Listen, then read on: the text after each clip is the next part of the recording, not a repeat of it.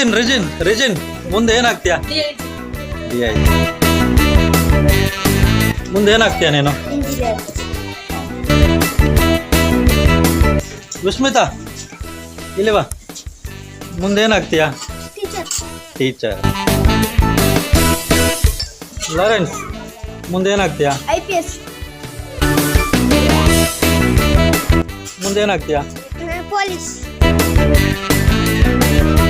ಮುಂದೆ ಏನಾಗ್ತೀಯಾ? ಹಾಯ್ ಮುಂದೆ ಏನಾಗ್ತೀಯಾ?